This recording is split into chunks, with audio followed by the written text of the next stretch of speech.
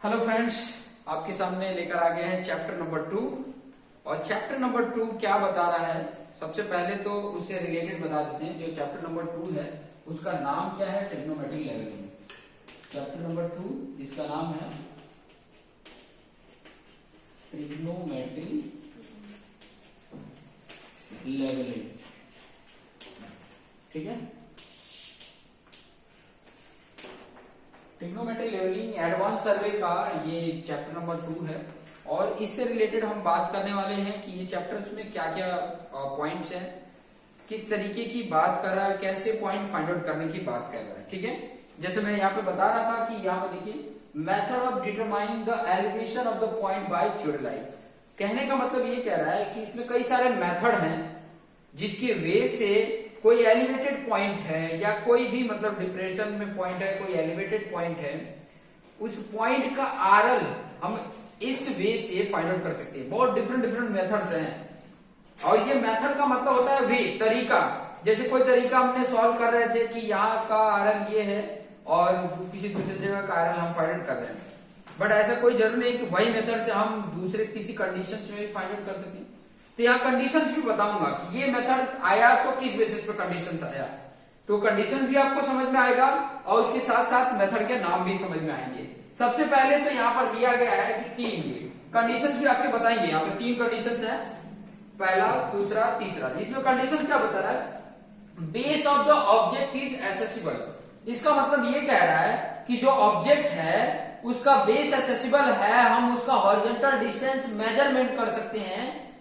तो ऐसे कोई ऑब्जेक्ट है तो उसके टॉप का या उसके किसी भी एलिवेटेड पॉइंट का आरएल पता करना हो तो आप ये मेथड से आसानी से फाइंड आउट कर पाएंगे। कब? जब मैं यहाँ पर छोटा सा एक डायग्राम बना रहा हूं। जैसे मान लीजिए कि कोई ऑब्जेक्ट है, कोई बिल्डिंग है, ठीक है। ये मान लीजिए कोई बिल्डिंग है, ये कोई बिल्डिंग है और इसका जो प्लेन है ये कैसा है? ये जो ग्राउंड है एकदम प्लेन है। ग्राउंड कैसा है? प्लेन है। और इसका बेस हमको दिख रहा है यहाँ पे। तो यहाँ पर मैं इंस्ट्रूमेंट रखूंगा, ठीक है। इसका यहां से मैं बाई टेप से हॉरिजॉन्टल डिस्टेंस मेजरमेंट कर लूंगा, तो वही डिस्टेंस तो ये भी होगा डी। इसका हाइट में कुछ मेजरमेंट कर लूंगा, स्टाफ लेवलिंग रख के एस मिल जाएगा। और इसके बेस पे इसके टॉप पे ले जाके यहाँ पर मुझे आरएल चाहिए, ये पी पॉइंट का आरएल, तो यहाँ से कुछ एंगल आ जाएगा, अल्फा एंगल, वर्टिकल एंगल थियोरेटाइड से मिल जाएगा। ये डी पता है तो ये इतना एच पता चल जाएगा ट्रिग्नोमेट्री की हेल्प से। तो ये h और ये प्लस s करेंगे तो इस लेवल का अगर पता है तो इस लेवल में s प्लस h ऐड कर देंगे तो p पॉइंट का आरएल मिल जाएगा। कब? जब base of the object accessible मतलब हम हॉरिजॉन्टल डिस्टेंस मेजरमेंट कर सकते हो या मुझे दिख रहा हो। क्लियर हुआ? तो ये कह रहा है, ये कंडीशंस है। अब बात आ जा रही है कि base of the object इनएसेसिबल, accessible ये नहीं है, एसेसिबल नहीं है। यहां पर भी वही बात कर रहा है, base of the object is इनएसेसिबल, लेकिन कंडीशन डिफरेंट है। दोनों में कंडीशन डिफरेंट है। यहां बोला है कि जो इंस्ट्रूमेंट स्टेशंस हैं, इन द वर्टिकल प्लेन में होने चाहिए as a elevated object. Suppose that मैं यहां पर बता देता हूं। जैसे मान लीजिए कि आपका ये कोई बिल्डिंग है, ध्यान से देखिए, ये कोई बिल्डिंग है, ठीक है। और इंस्ट्रूमेंट मैंने यहाँ पे रखा, एक इंस्ट्रूमेंट मैंने यहाँ पे रखा, तो ये जो लाइन आएगी ना, ये लाइन, ये ऐसे लाइन चाहे ऐसे लाइन, कोई भी लाइन आ रही है, वो तीनों एक सेम लाइन में होना चाहिए, मतलब सेम वर्टिकल प्लेन में होना चाहिए।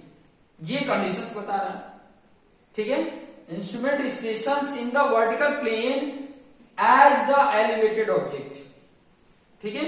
और यहां पर अलग है, डिफरेंट, कि instrument stations not in the same plane as the elevated object. इसमें कंडीशन ये कहेगा कि ऑब्जेक्ट मान लीजिए ये है आपका, कोई ये ग्राउंड होगा, यहां पर ये हाइट, एक इंस्ट्रूमेंट हमने यहां से रख के कुछ किया, एक इंस्ट्रूमेंट यहां से रख के कुछ किया, तो इसके बेस पे मैं इसका आरएल या हाइट पता करके और इसका आरएल पता करूंगा। क्लियर? अब वो कंडीशन, ये भी कंडीशन थोड़ा सा डिफरेंट है, इसके भी कंडीशंस आपको समझने पड़ेंगे। मतलब एक लाइन में नहीं है, यहाँ पर एक इंस्ट्रूमेंट मेरा रखा हुआ, एक इंस्ट्रूमेंट यहाँ पे रख के किया हुआ। अब ये 2D फिगर में मैं समझा रहा हूं, लेकिन 3D फिगर है। समझिए कि ये आपका ग्राउंड है ऐसे, और कोई ये बिल्डिंग है, ठीक है। तो एक आपने इंस्ट्रूमेंट वहां रख के और इसका जो भी डेटा लेना है वो लिया, हाइट से रिलेटेड एक ऑब्जेक्ट आपने यहां रखा। लेकिन इसमें ये कह रहा है कि आपको इसकी हाइट पता करनी है, तो दोनों इंस्ट्रूमेंट, ये जो हाइट वाला ऑब्जेक्ट है वो और जो दोनों इंस्ट्रूमेंट है वो एक सेम लाइन में होने चाहिए। क्या होने चाहिए?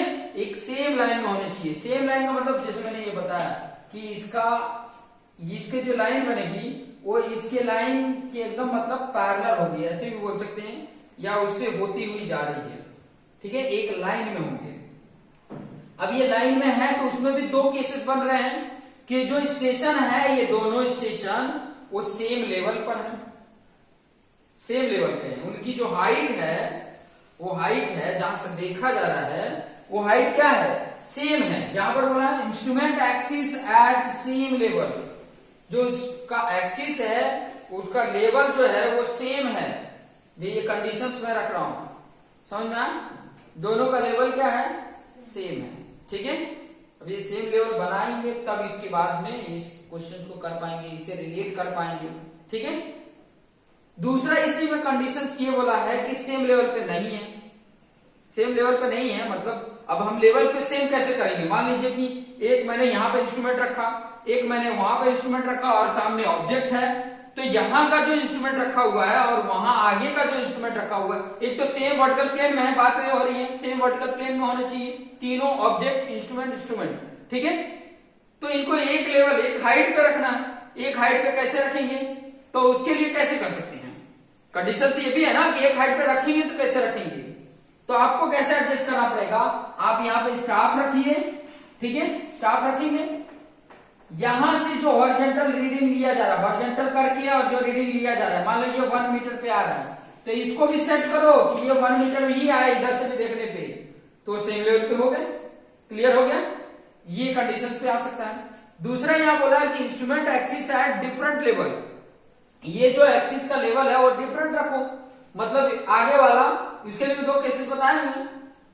क्या बताया कि हाइट ऑफ इंस्ट्रूमेंट जो है axis near to the object, मतलब ये ऑब्जेक्ट की जो नियरर है वो लोअर रखो इसके कंपैरिजन में, या तो दूसरा ये वाला जो है उसको हाई रखो। जैसे यहाँ पे आपको हाई दिख भी रहा है और ये लो है, लेवल इसका इधर आ रहा है, एक इधर आ रहा है।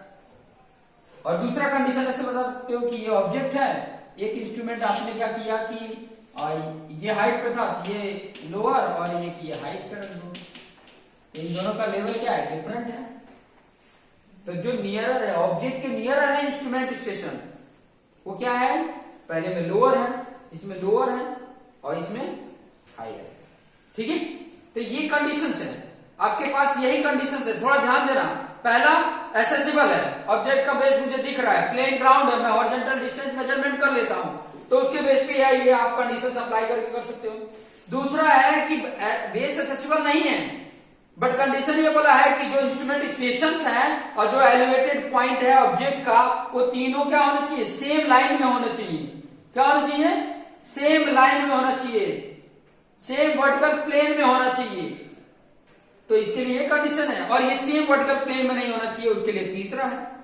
अब ये जो दूसरा है जो सेम वर्टिकल प्लेन में है, उसमें भी 2 है कि जो इंस्ट्रूमेंट स्टेशन है या तो सेम लेवल पे हो या तो डिफरेंट लेवल पे है। यह बात किया है, या तो सेम लेवल पे या तो डिफरेंट लेवल पे। अब डिफरेंट लेवल पे भी है तो 2 है कंडीशंस डिफरेंट। जो ऑब्जेक्ट के नियरर में स्टेशन है, या तो वो लोअर हो या तो हायर हो, यही बात किया हुआ।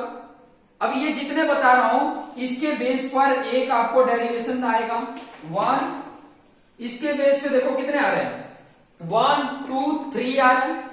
यहां पे 1 या 2 या 3 या 4, ठीक है, 4 और यहां से 5 डेरिवेशंस आपको आएंगे, और 5 डेरिवेशंस के बेस पे आप उसके हॉरिजॉन्टल डिस्टेंस भी उसी में से फाइंड आउट करना सीख जाएंगे।